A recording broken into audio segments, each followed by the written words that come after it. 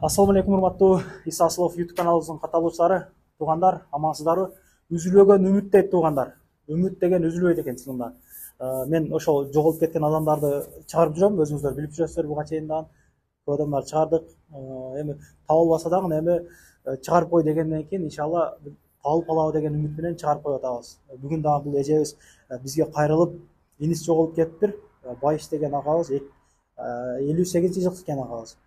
Новосибирь 2007 жылга чейин иштеп, ошондон кийин дареги жок экен. Толук эжебиз өзүнөн сурап берели. Эжеси болуп экен өзүм. Эже кандайсыз? Жакшы. Ден соолуктарыңыз жакшыбы? Жакшы. Толук айтып бере бересиз эми. Кудай кааласа бизди кыргыз журту көрүп атат. Миңдеген биздикилер көрүп атат. Менин иним ошо 2007 жылы Новосибирге барып сварщик болуп стройкада иштейт эле да.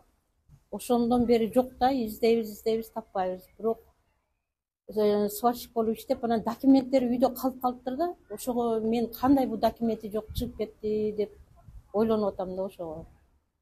Ошо ким көргөн билген болсо, ушу укам жөнүндө дареги болсо айтып койсоңуздар. Мындай жакшы эле мындай эс акылы дегендей тунук эле. Эс акылы жакшы. Ошо сварщик болуп орусчаны жакшы сүйлөйт эле.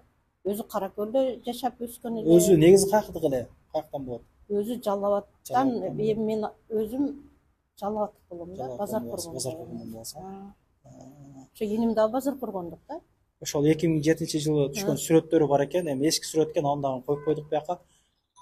Эми түшүмө кирип калып атат деп калдым. Ошондон айтып берелик эже. Ошо түшүмө кирип эле жасанып келет, чай ичип отуруп калабыз, ошондой да. Ошон үчүн мен иним тирик деп эле ойлойм да. Бул ошол карагай кескен жерде иштеп, бул документи жок эле ошо чыга албай жатабы деген менде ой келет да. Ошо документ менен чыкса эле, ошо кайра алиги Россияда кармап кете турган болуп, ушу чыкпай эле бир жерде иштеп жүрөбү деген менде ой келип жатат да ошо. Толук фамилиясы кандай эже? Эгембердиев Байыш. Эгембердиев бар, 58 жылкы. 58 жылкы Эгембердиев. Аялы, кызы күтүп атат, Кудай кааласа азыр. Аялы, кызы күтүп атат. Аялы менен кызы Жалал Абадта жашайт ошол. Бир кызы бар. Жок болбосун, мындай 16 жыл болуптур. Мындан 16 жыл мурда. Эч кандай издөөгө дагы бербепсиздер, Издөөгө, изимнеге дагы, издейм сениге дагы бербедик. Ареске бергенде дагы бир учуп чыгабы эле. Ошол убактарда эле. Мен али аялы менен жашап жүрсөм, аялы бергендир деп неме кылсам, ошо аялы дарексиз эле деп койду да. Эми ошого мен өз бир туугансыңар бөлөк жери чоңоймосуңар. Биз бөлөк кайтама берип деп аттыңызбы? Аны биз кичинесинде 40 чыккандан кийин эле таятамдын уулу жок эле ошого берип койгон элек. Ал атам менен апам берген экен. Ошондон ошол жакта чоңойгон да. Тайэжелерим менен бирге бир тууган болуп чоңоюп калган. Ошол табылып калсын эже. Үзүлбөгөн үмүт эми бир боор экен, кайрылып бизге. Ишиңизге ийгилик анда эже. Мейлиңиз тынч болуңуз, ден соолукта болуңуз. Рахмат. Өзүңүздү караңыз. Мына ошондой туугандар. Агабызды көргөн билгендер болуп калса, бирге иштеген болуп калса, группадан группага таратып, табылып калышына бир себеп болуп калдык. Бир боор экен, акырына чейин туруп мындай издеп атыптыр. Ден соолукта болуңуз эже, сиз дагы ошондой.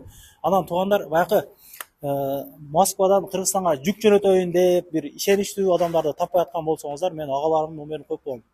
Москвадагы кандай көлөмдөгү жүктөр болсо дагы баардыгыны аманатыңыздарды Кыргызстанга жеткирип берүүгө даяр. Бардык областтарга чейин барышат. Баткен, Нарын, Чүй, Ысык көл, бардык областка чейин любой көлөмдөгү жүктөрдү алып кетет. 24 саат бою чалсаңыздар болот, үйүңүздөрдөн жүктөрдү алып кетишет. Рахмат барыңыздарга. Келерки видеолордон көрүшкөнчө, анан ушул өзүм жеке каналга катталып, лайк басып, комментарий жазып туруңуздар туугандар. Кудай кааласа бул канал элдин кызматына боло бермекчи. Акырына чейин ушул жакшылык нерселерди, Москвада болуп аткан окуяларды чыгарып турабыз. Рахмат.